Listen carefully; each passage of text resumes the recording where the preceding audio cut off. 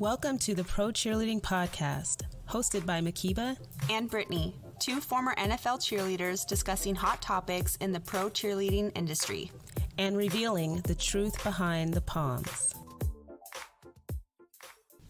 Welcome to the episode called Fighter, but it should be called Circus by Britney Spears because what is happening in the pro dance world is a fucking circus. Everybody knows that I am pretty passionate by now. I hope you do. Hello, this is Passionate Scorpio here, and I've been a little feisty lately, Brittany. I feel like I've been channeling the Daenerys Targaryen. Tonight is the season finale. I know. That show also kind of went to crap, to be honest. Okay. Off topic. But Mhkeeba is definitely breaker of chains, mother of dragons. She's going to kill everybody with her fire-breathing words. Mhkeeba is so well-spoken, and I just think this podcast wouldn't be nearly anything, really. It would be me saying absolutely every 5 seconds. But I just balance think, each other. Round of applause for Mhkeeba, and you just don't have to use, I know we just cussed, but oh, it was hard not to. You're not using foul language to get your point across. You're very educated, and you're explaining how and why these things aren't okay. So let's back up. What are we talking about, Mhkeeba? What's not okay? This has been a rough week. So we're going to go reverse chronological order because, at least with what's fresh in my mind of what I've been so hot and bothered about, the Dallas Mavericks have made the decision to terminate their dance team. And we're just going to read, to keep ourselves calm, the vision of what the new Mavs entertainment team will consist of. All right. This is coming straight from their website. Yes. The squad name is going to be determined later. It's going to be the first of its kind in Dallas because they're going to revolutionize the NBA in-game experience. How are they going to do that? They're going to have talent of all ages and any and all specialties, including but not limited to tumbling, all forms of dance, illusions, which is code word for magicians, magic, stunts, comedy, ventriloquists, dancing animals. Where's PETA when you need him? Circus. They want to have unique digital and technological experiences to bring high energy entertainment to the full game day experience. What's the actual F? They are basically removing... Which doesn't make sense, okay? You want all this stuff, this extra fluff. You want all this circus craziness in your face, keep everybody's attention, but you can't keep your dance team. This group of very talented, trained women who are educated, great ambassadors, doing everything out in the community, and you want to add animals. Yeah, and comedians. Okay, let's talk about an NBA game, because we're seeing this in our space. The Seattle Seahawks are making the same decision with the Seattle Seagulls. They're now going to be the Seahawks Dancers. I used to do this stuff, so I did go to the PTO website for the U.S. government and saw what they filed a trademark application for, and it's Seahawks Dancers. Bye-bye, Seagulls. No more Seagulls. It's all Seahawks Dancers. Anyway, but let's talk about an NBA game where you have 41 home games, and how are they going to put on this circus show in a unique way each home game? How is that not going to get old for the average fan? I don't understand how this is any better in terms of entertainment than what the ladies do with dancing and having different crews. It doesn't make any sense. To me, it's a little bit of an overload. You're there for the game. Obviously you love the sport. You're supporting your local community or your, professional sports team. And then there's some entertainment. And I'm not trying to downplay that we should... But we aren't really the focus. We're not. We're not supposed to be. Experience. Exactly. And to me, it sounds like it's going way overboard and it's overstimulus. For sure. And then you see with companies, they put one product out there and they are trying to be successful. They're trying to be innovative. And then they're just and then we can do this and do that. And then they end up getting way off course. No, what's your core competence? What's the main thing you should be focused on? Putting the best product out there for the game would be your team. Everything else is ancillary, and it's not really something that you should be just obsessed about, this whole fan game day experience of if they wanted to go to the circus, then I wouldn't have bought a goddamn basketball game ticket. If I wanted comedy, I would have went to a fucking comedy show. Excuse my French. I'm going to try not to curse this episode, but I just think this idea that they... family friendly. I know. Ooh, that's another code word. Gender inclusiveness, family friendly. These are code words for full of shit. But anyway, this happened with the Mavs. I have been going after the leadership of the Mavs organization about this decision just on social media. And she has since removed most of her social media or made it private. Yes, she has. There's no more Instagram for Cynthia Marshall, the CEO of the Dallas Mavs. If you're listening, hi, Cynthia, we'd love to talk to you. And she also made her Twitter private. She has been tagged. Do you think you single-handedly did that, or? I won't take credit for that, but I think she has to have realized that this has a lot more impacts than Give maybe us a lowdown on Cynthia. Okay. Because this is what makes it actually more infuriating than if it was anyone else. Exactly. Well, Cynthia is a very accomplished corporate professional. She was the former VP over HR at AT&T, and she was a chief diversity officer as well. Super accomplished woman. She retired. And as a result of the crap that the Dallas Mavs front office got into with the expose by Sports Illustrated, outlining all of their disgusting men that work there and watching porn in the office and harassing women, not promoting women, she walked into that to take over leadership from Mark Cuban. Side note, she used to be a college cheerleader, UC Berkeley. Isn't that interesting? Highly interesting, I would say. Continue. Yes, continue. Okay, one of us, sort of. But she comes on board, she comes up with this 100-day plan of what she was going to do to clean things up. And it's like, pictures of her with her arms crossed looking no nonsense. And she had this whole game plan of what she was going to do to turn that office around. She had a mantra of like all the things that, she believes in and how she would go about doing that. Some of which I think she violated the manner in which this decision went down. But as part of that 100-day plan, she did focus on the dancers. She wanted more modest uniforms for the ladies to wear, less sensualized dance routines. And I think she almost threw the gauntlet out saying that they're going to be looking very hard at the entire organization, including the dancers. But I think what she tried to say was that we were going to move these dancers forward as athletes and not just, eye candy. Well, making decisions like this without even having the respect for the women to know who they are. When you're going around in a new organization and introducing yourself to everybody, did you get to know these dancers? Do you know anything about their lives, their background, their education, their jobs, their lives? Did you sit in on a practice to see how hard they work? Did you do anything to learn about the organization that you just asked? Did you solicit their input as to what they could do or what ideas that they might have to better the game day entertainment for their fans? Did you have any level of conversation with these women? We don't know because you're scaring me. No, I know. We don't know, but it's just like I'm extra pissed because these decisions are being made by women in some cases, and you're not doing us any favors. Mm-hmm. Okay, this was the only female dance team for the Mavs because they have a Maniacs, which is a bunch of they call them rotund, but they're basically a bunch of fat guys that I think are dancing, and people like it or make fun of it. I don't know. It's kind of cringeworthy if you ask me. Just the way that they're marketing. That program? Oh, okay. They're encouraged. Yeah, well, they're encouraged to be part of this new entertainment team, but it's just kind of like, what's really, really going on? Yeah. And I just think these ladies deserve so much better than that. But we've been pretty active on social media as a result of this. I'm just kidding. I'm over there hearting stuff and like typing something out and then like delete, and then like writing a comment, delete. It's been rough. There's just been so much swirling, but this episode is called Fighter because there are some very brave women that came forward to talk about the other team that this happened to this week. The first team, actually, that this happened to, and that's the Sacramento Kings.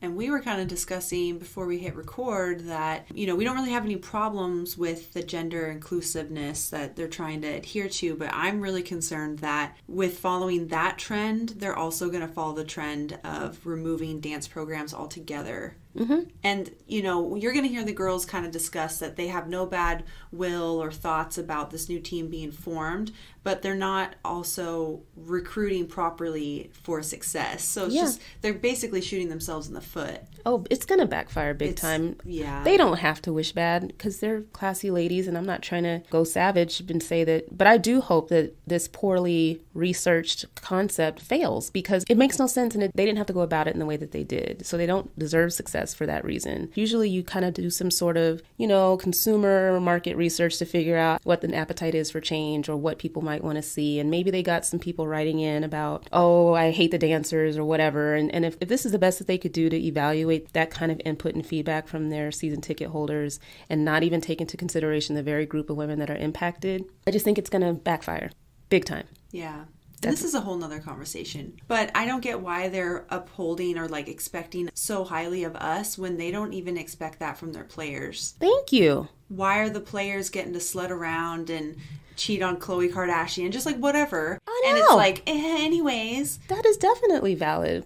What? Okay. Why we? I'm like, okay. Whole other can of worms. But why are we the center focus for cleaning up their entire image? They have enough shit in their own backyard with either their players or their front office. Right. Like, these women had nothing to do in Dallas with all of the controversy that was going on in their front office, and yet they're suffering as a result of this type of a decision. Because your own employees can't handle themselves around women, basically? Or Exactly. What the hell? Like, it just doesn't make sense. It's disgusting. What they've done is disgusting, and Sacramento Kings are right in the same boat. They're ignoring my request to chit-chat on Twitter, but I just think there's got to be some accountability. But they're basically doing gender-inclusive hip-hop group called 916 Crew. Do people even call themselves crews anymore? Like, what is this? Did we go back to like ABDC or America's Best Dance Crew days? Like, what do they want? Do they just want Jabberwockies to be like their new dance team? They want that? Is that what they want? I guess so. But you guys will hear us discuss it here pretty soon. It's like that only can propel you so far. That can get old. Mm-hmm. The girls that you had hired were very diverse. They could do hip hop. They could do jazz. They could do character shows. Like, they were just so much more diverse than one genre of hip hop. And yes, there's many different genres, but to me, it still just sounds like a circus. So, do you want breakers? Do you want, just old school hip hop? One of the girls mentions that in the interview, and I just didn't even realize that there is so many genres of hip hop, but all these dancers were very capable of doing that. Absolutely. If given the opportunity, which they were not. They were robbed. But we're going to introduce 4 amazing women from the Sacramento Kings in this interview. We'll see you on the other side. Well, we just want to start by obviously thanking you guys for trusting us to just tell your stories. I mean, this has been a very disturbing week, and we're not even the ones that are impacted, but we feel it as though we are. And we just really respect the fact that you guys were courageous enough to talk to us. And we have every intention of being very mindful, obviously, of the impact of speaking out, and want to just make sure that that's clear, that we want to be fair in presenting you guys in your own voice. I've been pretty loud and vocal. I need to be quiet. I need to be muzzled at this point. So we really just want to give you guys the platform to share your story. Just really want to thank you for being willing to talk to us today. Yep, obviously Mhkeeba's Chatty Cathy, and I'm the... I'll just crack a joke here and there. Definitely appreciate you guys speaking out. I couldn't even imagine. It just says a lot about you guys and your bravery to come forward about what is happening. We could start with just introducing each of you, and if you could just share your name, how many years you've danced with the Sacramento Kings. We'll start with Mariah. So my name is Mariah Palmiter, and I have danced for 3 years on the Sacramento Kings dance team now. This is Ariana Hirschfield, and I danced for the Kings for 6 years. My name is Kellie, and I danced for the Sacramento Kings for 3 years. This is Daphne, and I danced for the Sacramento Kings for 4 years. Thank you all again for joining us. Let's just start with how you guys found out the news. We found out thanks to one of our listeners sharing the information with us, but I can only imagine how you guys found out and what impact that had. Where were you? What were you doing? And how pissed were you? Okay, I can call on people like a professor. Yeah. Okay. Kellie, how did you find out? So I actually found out prematurely, like the rest of us. I was at work, and we have a group chat that we have between all of us, all 18 of us on the team.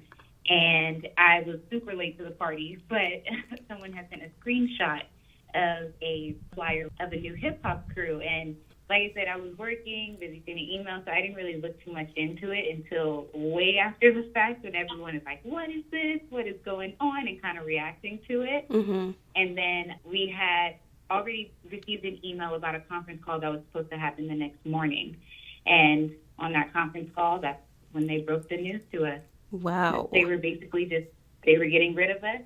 They wanted to move forward in a new direction that they were really excited about, and they thanked us for our contributions, and that was pretty much it. It was a shocker. Like, it was kind of prepared for it because you saw the flyer, but at the same time, it once it was said that they were getting rid of the Sacramento Kings Dancers along with our classics and Stockton dance team is when it like hit really hard. So it wasn't just the Kings Dancers. It was the classics, which is what, your senior citizen, for lack of a better word, elder, what do we want to call them? The senior citizen dance team, is that right? Yes, that's correct. Oh my goodness. And what was the other group that you mentioned? So the Stockton Kings Dancers was our G League affiliate dance Oh, got you. Okay, that they had their inaugural season this year. So was there any like opportunity or verbiage used about like, don't worry, you guys are welcome to audition for this hip hop group or anything like that?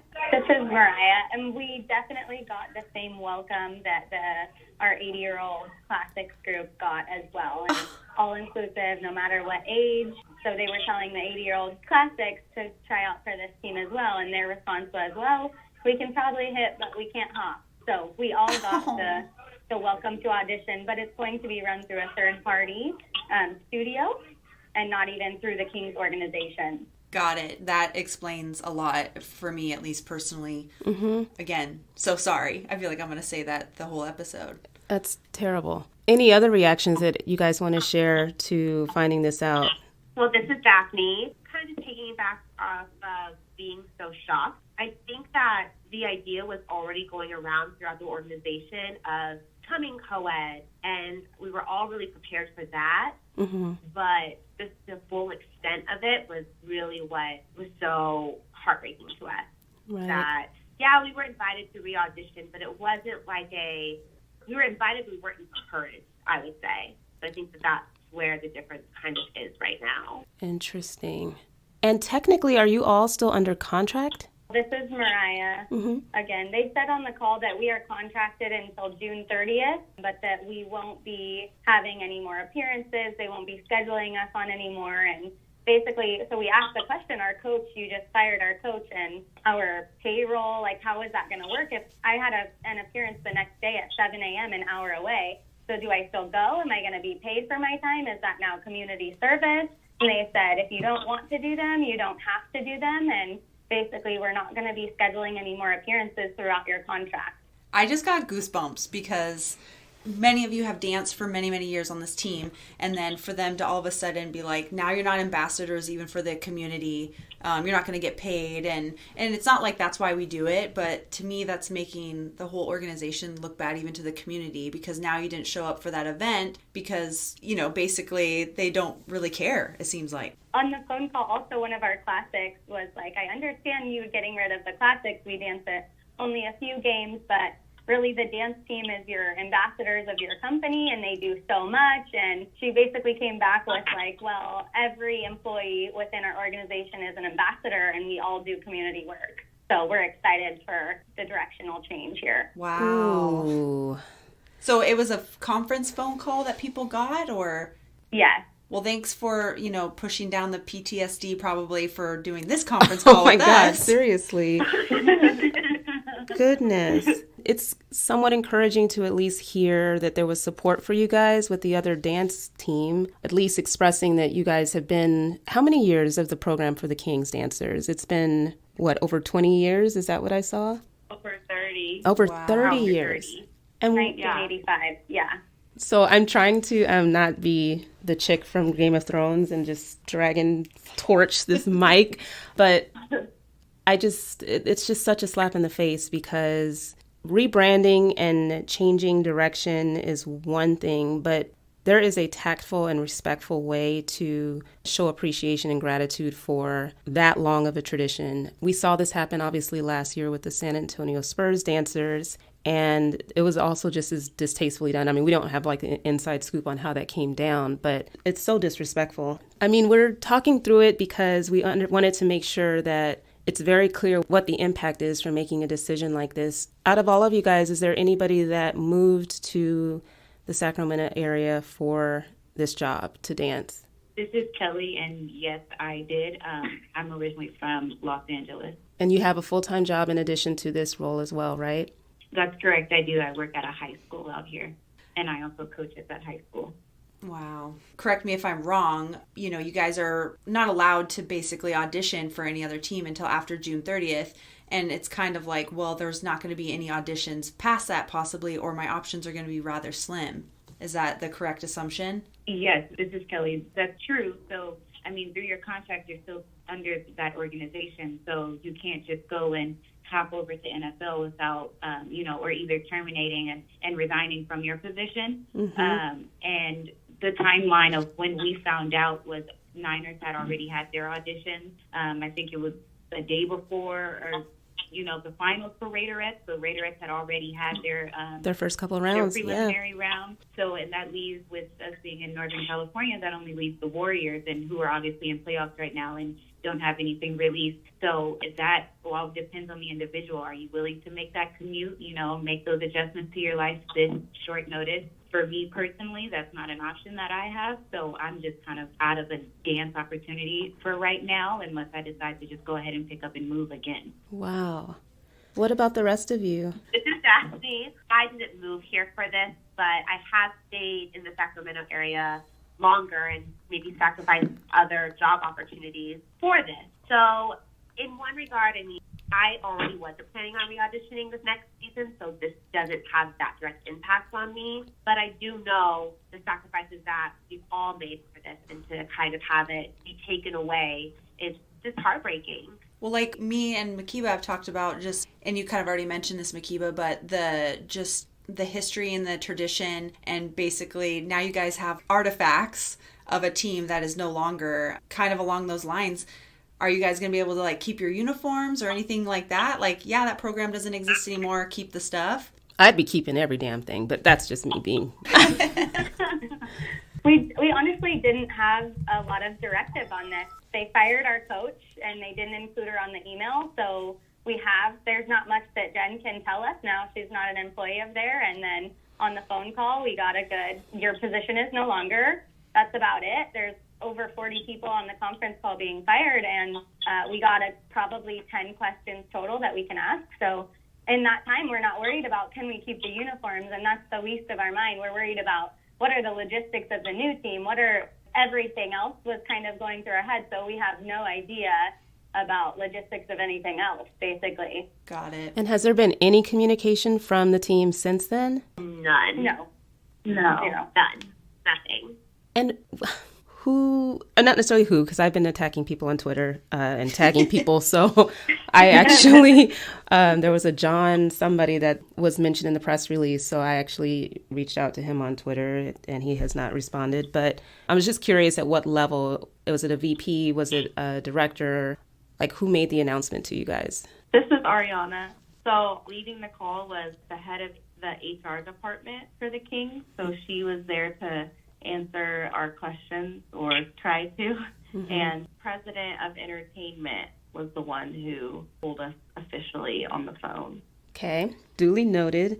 I think what we're struggling with, obviously thankfully we have this platform with the podcast to sound off and say things that people probably can't say, shouldn't say, I don't know. But it really, really drives me crazy that there's just this attitude of we can do this and without any ramifications.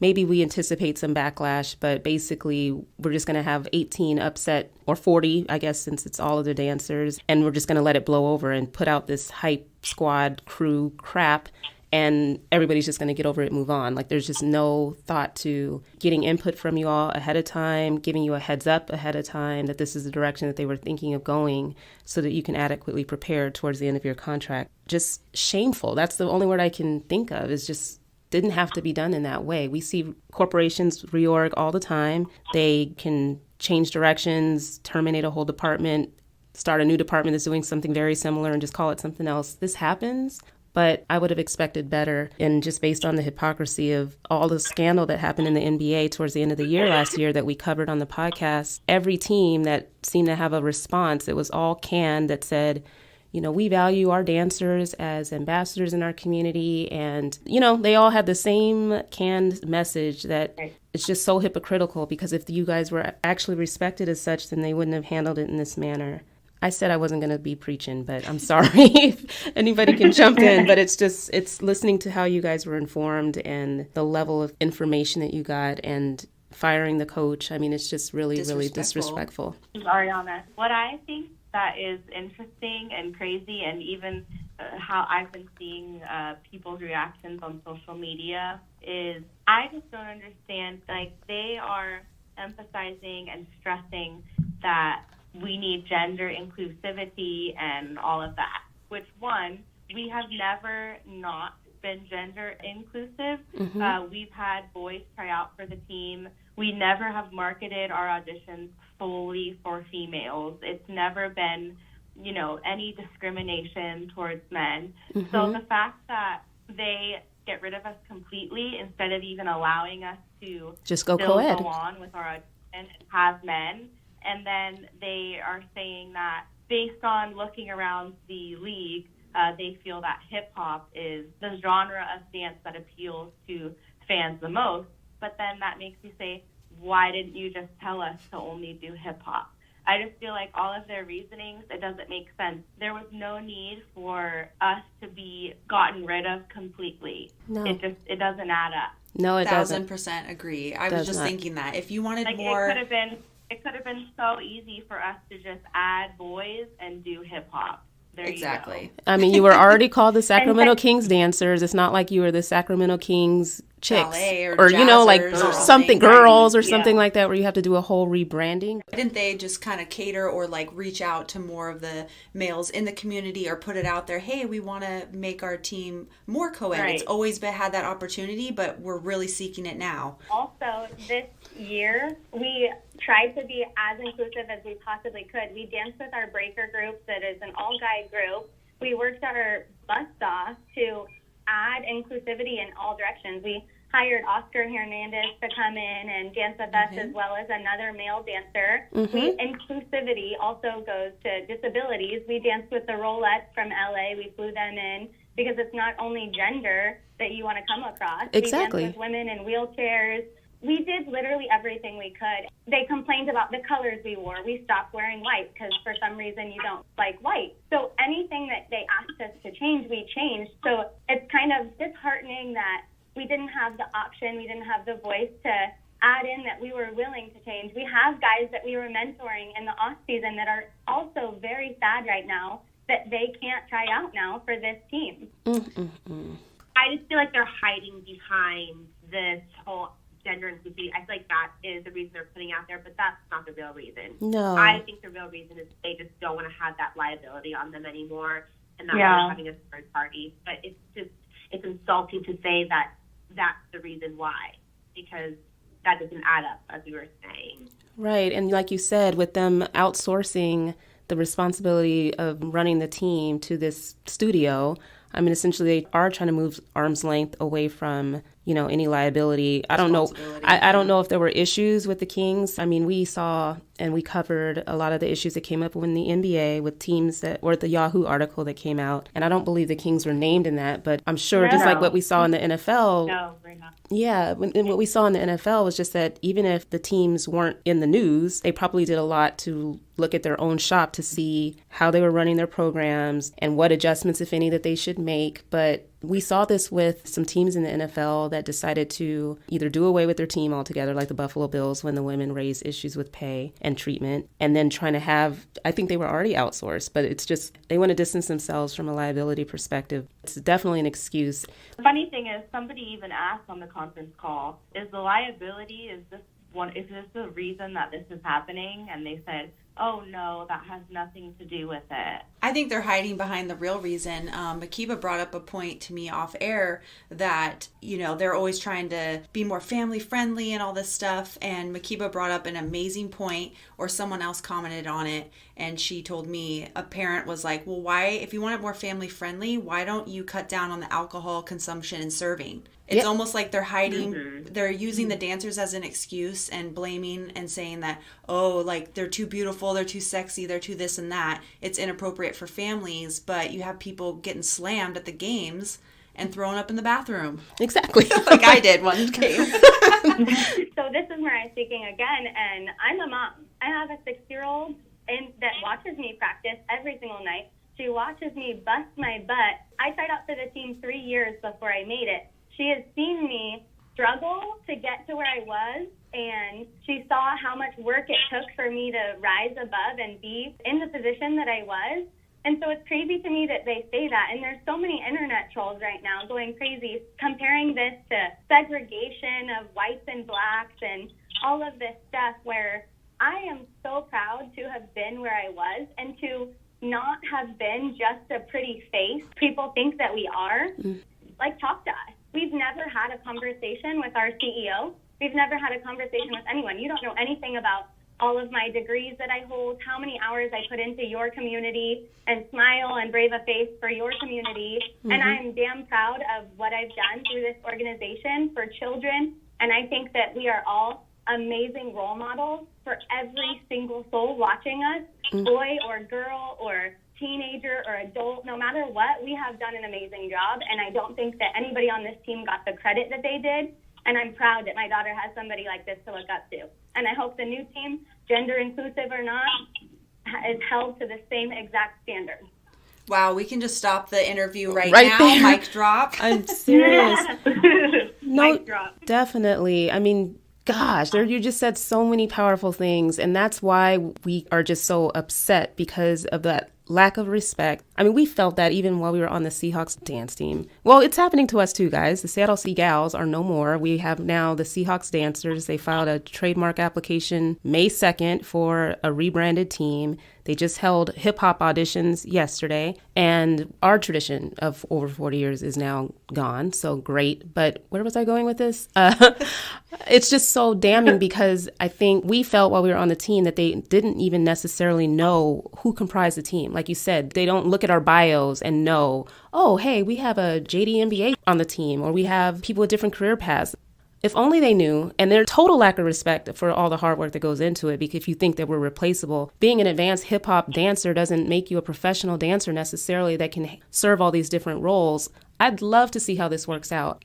Did they even describe this stupid vision to you guys in this conference call? I mean, this is Daphne. I don't think that they understand. Sacramento's a very small market, and like we said earlier, they could have worked with us. If they had wanted, more hip-hop focus, they should have talked to, like, we're going to know the dance market out here before anybody else. Right. So you should have talked to the people who are actually in classes, who are actually trying to better their craft. You can't watch, a team from a different city and say, oh, what they do is really cool, because they have a completely different market to choose from. So Yep. I think it'll probably be pretty elementary type of things that they're going to be performing. I could not agree more. I mean, It's going to get old fast. Like you said, how much hip-hop can you spit out? what do you guys think about this hip-hop phenomenon? Exactly. It sucks.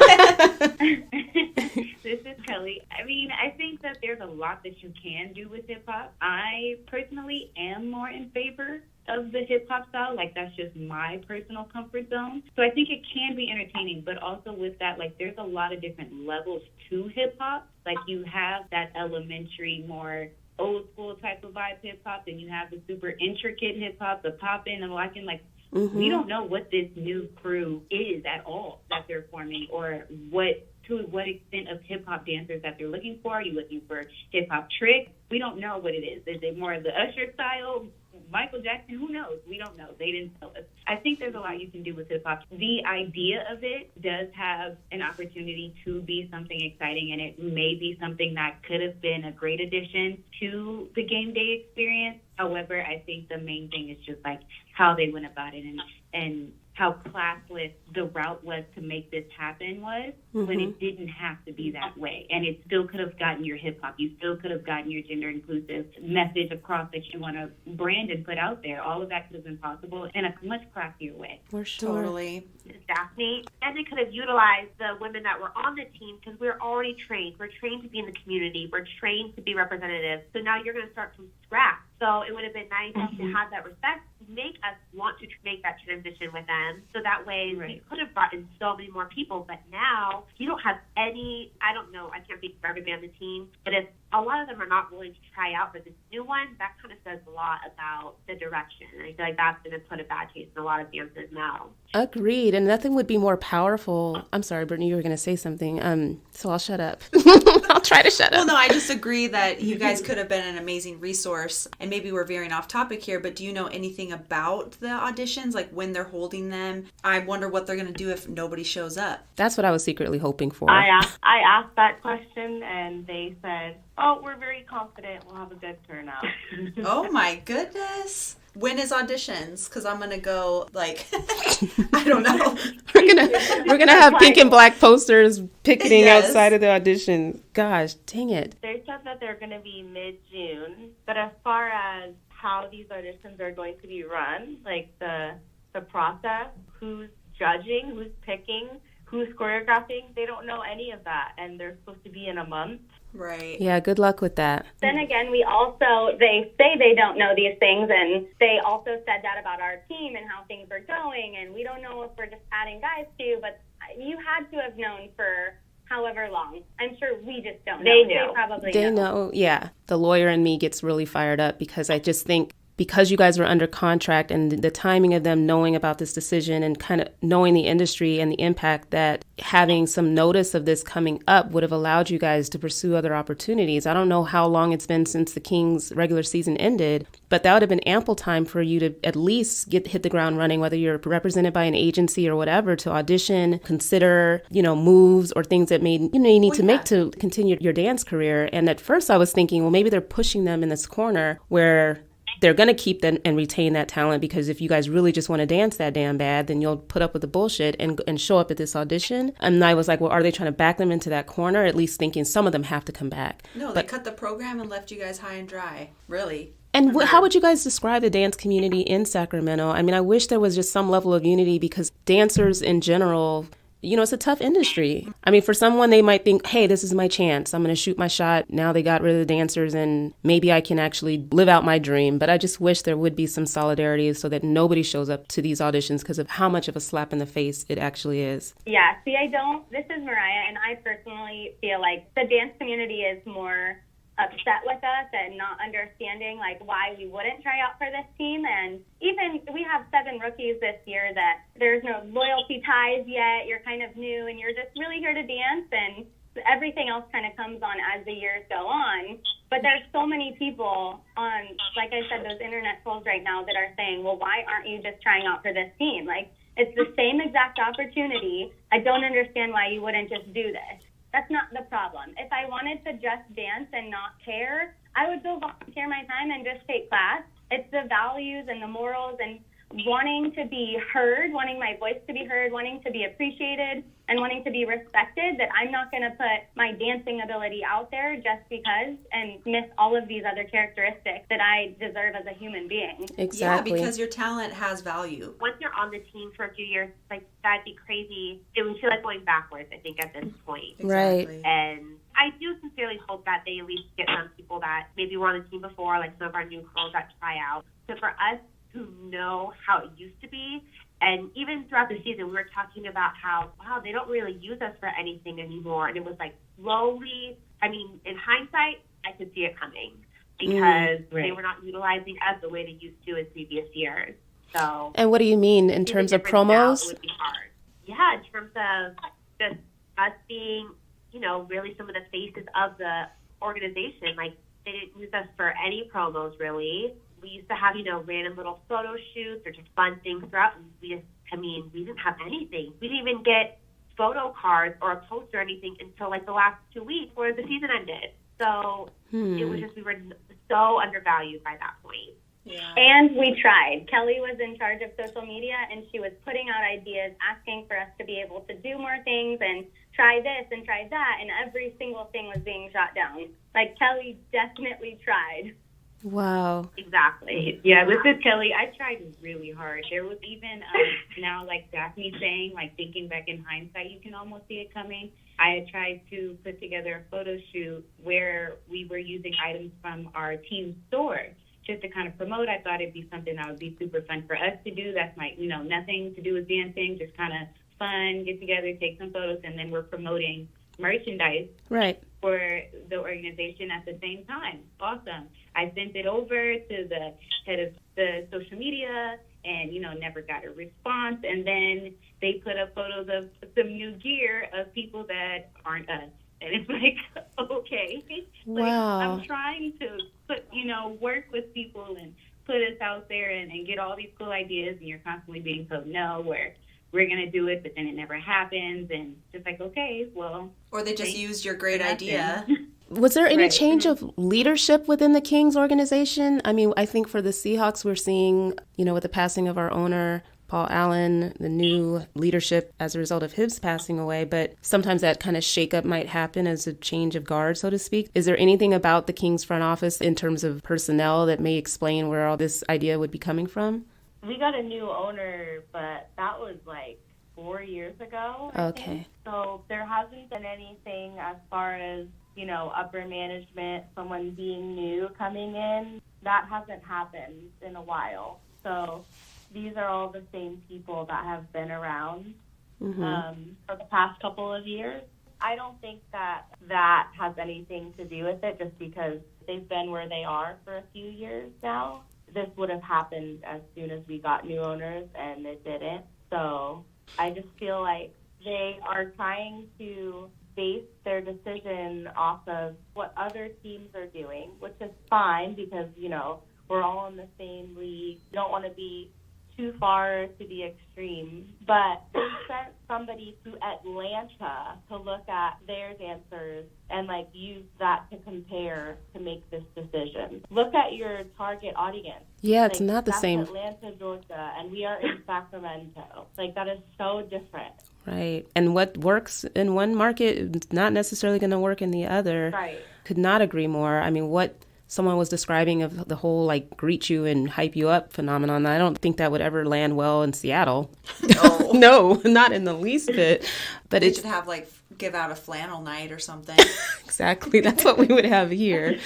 But, whoever's making this pitch that obviously is taking off all over the NBA and NFL of changing up game day entertainment and doing it in this manner that's hip hop focused and hype crew focused, it's such an unoriginal idea anyway, but I just feel like it's going to land very, very flat. Somebody on Twitter had mentioned with the San Antonio Spurs getting rid of their team last year and having a hype crew instead. It's just crickets in the audience. At least this is what this person said. They may have been biased, but it's a no for them, dog. Somebody it's a no. Yeah. Saying the same thing about the Spurs and how they hope that this doesn't go the same way as theirs.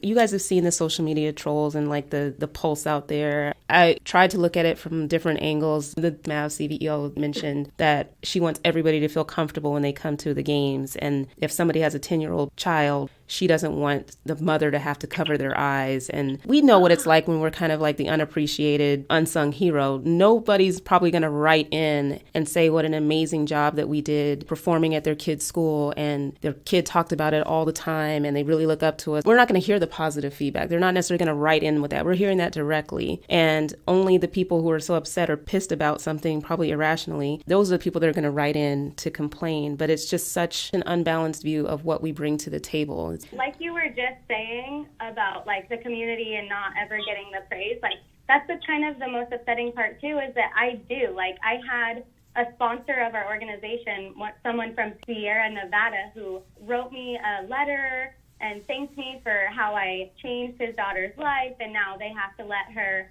know that there's an actual basketball team a part of this, and sent me one of their sponsored sweatshirts. And so we were getting the praise from the community and just not from our own organization. That's what's the most sad. I can volunteer my time with the Make-A-Wish, and you guys can make a video of it, but underneath it, you really just want the like. And I'm here for the soul and for the actual impact that it's making on the humans, and other people are seeing that, but not within our own organization. You guys do have support, whether it's just all of us supporting each other. You're not alone, and unfortunately there's another team that's going through the same exact thing, but we're seeing that there's just a movement of us as dancers wanting to have each other's back and do something about it, draw attention to it, be upset. There's things that we can do, and I'm trying to feel encouraged while I'm also getting really hot about everything that you're saying. This is Mariah again.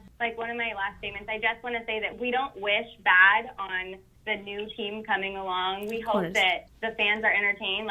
Even with us leaving, we had the best fans in the NBA, the most loyal fans in the NBA, and we wish nothing bad on this organization and nothing bad on this team. We just hope that maybe the next team coming along, I guess, since we are gone, will be more respected as employees or within this community. We hope that they will get something more than we didn't get. That just makes you even more amazing. Yeah, and classy. Right. I mean, I've been seeing these posts from your team as well as the Mavericks dance team of everybody's kind of like sign off for the season or announcing the retirement or that they won't be coming back to the new teams that are forming. I know you're probably still sorting through what's next, but do you want to speak to kind of your frame of mind as to what you will be doing next to continue your dance career? This is Kellie. I think for me right now, I'm not ready to be done dancing. So as far as what exactly the future holds or what the exact plan is, still unsure about all that, but I know for myself that I'll dance again. Mm-hmm. And Daphne, you said that you weren't planning on coming back. Are you looking at doing other things? So I honestly was in the best position selfishly because I had already kind of been in my retirement mode. So I feel like I'm done dancing for now in like that aspect. I mean, maybe I'll get the itch a little bit later and want to teach or something. But I think just after this happened, my main focus, I just don't want anybody to think that this shouldn't be their dream. And I feel like we're almost getting treated as if this goal of ours wasn't good enough and that it wasn't an accomplishment. And I feel like if I meet a kid, male or female, and they want to do this, I want them to know that this is a great accomplishment. It was really a dream job. And I don't want them to take that idea away. And that's what's at stake. And that's why, like when I wrote that long behind post, that's what it was really eating at me, is because I know we all know that starry-eyed look in kids' eyes when they meet us. The biggest danger is that you're crushing that hope or dream or desire to do something like what we've done. I mean, because we're kind of like little superheroes out there in the community, I feel like, when people do hold what we do in high esteem, and it is a goal that's worthy of having as a dancer. In our space, this is the upper echelon of what you can do, and to remove that and have it be like, well, if you really want to dance pro, you're going to be part of a circus of hip hop or something. I mean, it's just so limiting. And I'm with you, Daphne. I don't want people to have that takeaway that your dream is not worthy of having. And for everybody who's been busting their ass, hoping to audition to be on the Kings Dancers next year or this season coming, like, you're just ripping people's hearts out a little bit here. No one would ever do that with any other sport. No one would ever crush someone's dreams for if they want to be a baseball player or a basketball player or anything like that. No one really has real critical opinions about that when people want to do that. So it's only, I don't know if it's the outfit, I don't know if that everybody's attractive. It's very imbalanced. It's really sad as a coach because, at least for me, you're a role model to the kids that you coach. And I worked so hard to get to where I was. And for me, that being the top, I had the opportunity to do the high school game day. Then I did the college game day. And then I was like, okay, let's go for pro. And then have the chance to do that. And it's like those kids who are following behind me, and they're like, I want to keep doing what I love. I want to keep training. I want to be a good person because I'm teaching them it's more than just the sport. It's more than being able to do this many turns. It's more than, who can kick their legs the highest. Can you speak to the community? Can you hold an intellectual conversation with someone? Can you give back? Can you look at the bigger picture and be able to give and realize something's bigger than yourself? Mm-hmm. And so for them to, push them through those steps, and then it's like they see right before their eyes something that was just so easily snatched from underneath me. And it's like, for me as a coach, that hurts. And it's like to see that, kids aren't going to be able to say, oh, I want to do this. And I just had a senior 2 days before they told us they were canceling the team. A senior who attends the high school that I work at had emailed me and asked me about our tryouts and asked me what was the process and what she should be doing to train. And it's something that she's been looking forward to, and she's happy she's finally graduating and she'll be 18 and she can do it. And I sent her back this long email, not thinking anything of, what our fate was going to be. And then boom, that snatched away. And it's like, to see her and be like, I'm sorry, but there's not going to be that same opportunity. You can go for the hip hop, but letting you know what you were hoping for, what you had been looking forward to and dreaming about, that's not going to be an option for you. That scenario right there is what these executives making these decisions have to address. Like they have to be held accountable to their broader community because this is their future fan base as well. So they're future consumers. So you completely shut that down. Know your audience and who you're talking to because it's a lot broader than the women of your dance team and the seniors on the other dance team. It's bigger than that. And for none of that to be taken into consideration is just so utterly irresponsible. And that's the part that actually I think makes my blood boil more than anything is just because it has that impact. And that is just going to have a ripple effect as we keep seeing this happen with other teams. I was talking to a friend of mine, and she just made the point that why are these front offices so all of a sudden preoccupied with gender inclusiveness and gender equality when their own leagues are not co-ed?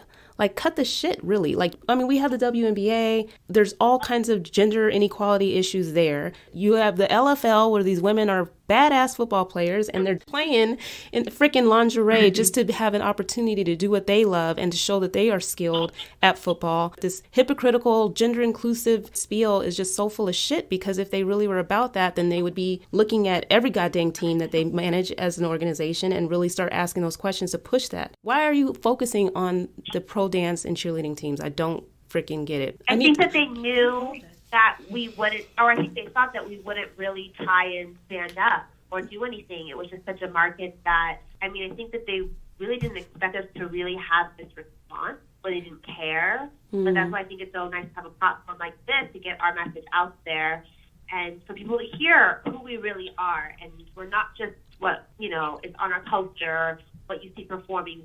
We just have so much more to us than that. And so I think it's important for everybody to see that and see that we are educated, well-rounded women. Mm-hmm. Well, and I think it's so important, the platform that you all provide. And I think I can speak for all of us that we're really thankful for it and to be able to get our side of the story out and be heard because as dancers in the league, we don't have a union. We don't have anyone backing us up and, you know, sitting at the table really fighting for us and anything can be able to stand up for us. And when you look at it realistically, we were at-will employees. At any point, they did have the right to make whatever decision that they wanted to make. Correct. With our team, but it's important to know the full story, and it's important to know how we feel and how this impacts not only us, but it's going to impact the community and the organization, and again, just be able to get our side of the story out. So I think it's really important what you all have here, and can definitely greatly appreciate it. Oh my gosh. We appreciate your guys' openness to be on it. Maybe you guys didn't even know who we were until the other day when Mhkeeba was blasting off on Instagram and I'm over there clapping like, yes, you know. Yeah, I mean, for us, it's like we know the code of silence. I mean, we talked about it in our first season. I think it was like our hardest episode. It was the Shut Up and Dance episode because being on a pro team, you know, there was always this sense of keep your mouth shut. You know, you smile and bear it, the crap that you go through. You're always thinking of being an ambassador for the organization, first and foremost, over being an advocate for yourself. Mm-hmm. If you care about your position on the team, you really aren't going to be speaking up and being a little activist. You'll find yourself off the team or not dancing. We really just wanted this platform to at least be able to provide that voice and space for people to say what we all feel, but we know we can't say. And it's a privilege and honor for us to provide that. And we just, again, to Brittany's point, thank you for being willing to participate because we saw like the wave of women that did come forward and suing some NFL teams. And unfortunately for them, I think they probably didn't really receive an overwhelming amount of support from, you know, our community. But we knew that something was kind of brewing, like the way that people were reacting to the Me Too movement as though it has anything to do with us or how we dress or dance. But we were kind of worried that this was going to be something that we'd have to deal with. We are on the mission to figure out what we can do next because it's not just a talk show where we're spouting off. I mean, I think there's a way that we can organize, and we have people reaching out to us wanting to figure out how they can be involved, and whether it's a union or just a coalition of women that are willing to step forward and be part of a working team to figure out how we can mobilize and what we can do to protest what's happening. That's what we're just trying to take this conversation that next level, blasting the hell out of it so that people can hear these voices, and hopefully everybody will do the same in sharing it, and then following up with a game plan, because I just don't think it stops here. They're all gone, Mhkeeba. Maybe it does stop here. I just think you guys have way more, maybe you do realize, but I think you guys have so much support behind you. Just know that, and I think maybe you don't even see a fraction of it, but so many people are outraged and upset. I'm so sorry you're going through this, honestly. Thank you. We appreciate everything. Well, we're going to mobilize everybody who is voicing support so that they know how to get behind whatever wave that we're about to. It's going to be a little tsunami up in here, because I just think that there's a proactive way, there's a tactful way. I'm not trying to act like I'm president of whatever in terms of being a single voice, but it's just really amplifying the voices of everyone and putting that pressure on, because this is a joke, the manner in which this has all taken place. There has to be some accountability. That's what we're here for. Mm-hmm. And I would love to end on a more positive note, but damn it, we just really thank you guys for spending your afternoon with us. We really respect you, ladies. We admire what you're doing. We hear your voices. We applaud you. And we just really thank you for sharing. Thank you so much. We think that because this is such a serious topic, we're going to kind of ex-nay the locker talk this episode, just because there's nothing funny about this. No, it's highly emotional and frustrating episode. I mean, we covered a lot of stuff in season 1, and I think back of how feisty we were getting back then. This by far just takes the cake in terms of just outrage, and everybody hears it. These women are amazing and have done so much and sacrificed so much and worked so hard to get where they are at the pinnacle of their careers, and they don't deserve to be in the position that they're in. Glad that we were able to provide a platform, but the only positive note that's coming out of this, Brittany, is like what we're seeing on social media. So our listeners, everybody that's been supporting these women, mentioning Pro Cheerleading Podcast in your story so that we can kind of at least show that there is a growing movement of people who care and who support these women. That's the real silver lining in this whole situation. Yeah, there's been a few ignorant trolls for sure, but I'm actually shocked at how many more supporters there are than people trolling, and I think it really helps bring attention. We met all these girls, you could say but we got in contact with them through Instagram, through social media, through them tagging us, and so it's just really important for you guys, if you have anything to say, to tag us, because we're definitely up for a conversation about whatever you need to get off your chest. For sure. I mean, we have obviously Kings Dancers. If there are Mavs dancers that want to get their story out as well, we're here for you, and would love to be a platform for you to be able to speak about your experience. Again, to everybody who's just been supporting these women and willing to figure out what we can do, we hear you, we see you. It's a work in progress, but we're hoping to take the information, blast it out everywhere that we can. It's not so much about our podcast and getting people to listen to it, whether it's a soundbite or whatever we have to do to get chunks of this information or these women's stories out into the public. If you can help with that as well, that's what we're really trying to do, is to draw attention to these voices so that the management can actually hear that there is beyond backlash. It should be a stain on this cute little press release that they put out here of this new direction. It just shouldn't go unheard, period. So we hear you and we appreciate your support. And I think a great way to end it is to read what that Mavs cheerleader, I think she tagged us in. I'm not going to cry, but honestly, her last sentence is like, because gonna kill you guys. Because we're seeing it too. Yeah. The Seagulls program is over. And you're so right. Let's get into it. This is from Riley Cortland from the Dallas Mavs Dancers. This has been my dream since I was a little girl. I was born and raised in Dallas and looked up to the Dallas Mavericks dancers as long as I can remember, as a group of strong, confident, talented, dedicated, and compassionate women. It's something that I've trained my whole life for, and it was ripped right out from under me in a blink of an eye. My team and I, along with the alumni before us, poured our hearts into this team, our organization, and our community. We endured the changes and challenges this year full of grace because all we wanted to do was dance. It was never about the uniforms. It certainly was not about pay. We're at the epitome of our craft and work an additional full-time job.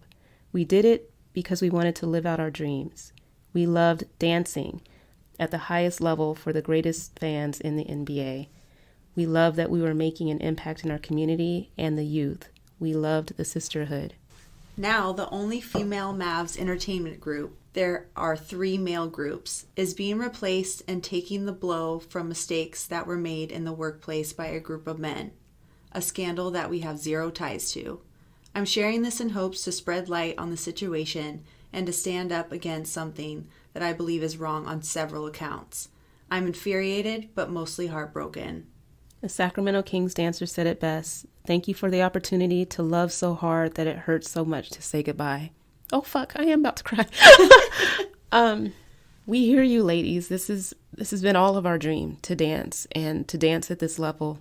It's a huge accomplishment, and you just deserve better than that. And we have to fight. Everybody thinks we don't have a voice. That's why we started this podcast, because we do. We do have something to say. We do have something to fight for. We do have something to stand up for. And it's our profession.